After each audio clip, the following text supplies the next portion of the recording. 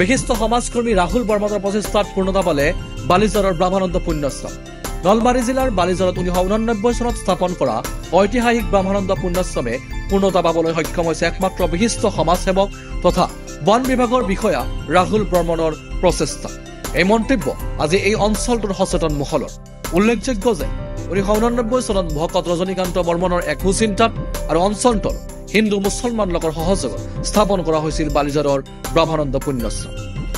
ব্ৰহ্মানন্দ পুণ্যাশ্ৰমৰ ২৭তম বাৰ্ষিক সভা মহোৎসৱৰ জৰিয়তে বালিজৰত হিন্দু মুছলমান লোকে একলগ হৈ ব্ৰহ্মানন্দ পুণ্যাশ্ৰমৰ ঐক্যভূমিত তিনিদিনীয়াকৈ আয়োজন কৰা ২৭তম সভা মহোৎসৱত ভাগৱত লৈ শোভাযাত্ৰা, ৰাইজৰ মাজত ভোগ বিতৰণ, সাংস্কৃতিক অনুষ্ঠানৰ লগতে আজি অন্তিমটো নিশা অসমৰ খ্যাতনামা নাগাৰা নামৰ শিল্পী ৰামচৰণ ভৰালীৰ নাগাৰা নামে অঞ্চলটোৰ ধৰ্মপ্ৰাণ ৰাইজক আধ্যাত্মিক কৰি তোলে।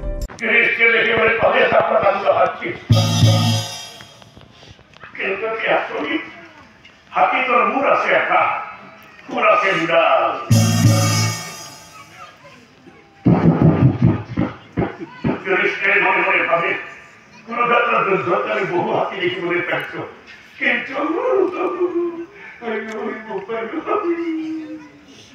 এই দুডাল হাতীটো আমি কোনোদিনে দেখা নাছিলো।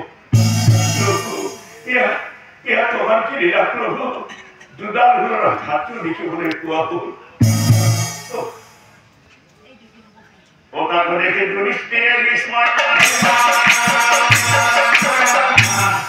উল্লেখযোগ্য যে উক্ত আশ্ৰমৰ স্থলীতে বিশিষ্ট সমাজকৰ্মী ৰাহুল বৰ্মনে একক প্ৰচেষ্টাৰে অঞ্চলটোৰ ৰাইজৰ সুবিধাৰ্থে এটি শিৱ মন্দিৰ নিৰ্মাণ কৰিবলৈ লোৱা প্ৰচেষ্টাত আজি সকলোৱে শলাগিছে।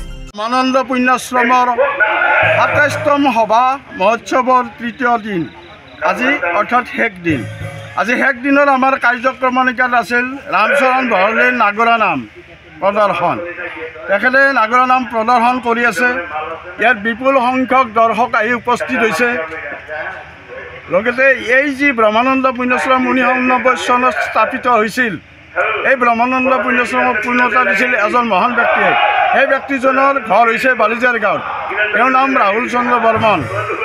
আজি মই ৰাহুল চন্দ্ৰ বৰ্মনৰ ওচৰত চিৰকৃতজ্ঞ হৈ ৰহাৰ লগতে তেখেতৰ সুস্বাস্থ্য দীৰ্ঘায়ু কামনা কৰিছোঁ, লগতে তেখেতৰ পৰিয়ালৰো মংগল কামনা কৰিছোঁ। ধন্যবাদ। নলবাৰীৰ পৰা মেৰাজুল হুছেইন কাজিৰ ৰিপৰ্ট, DLC 65।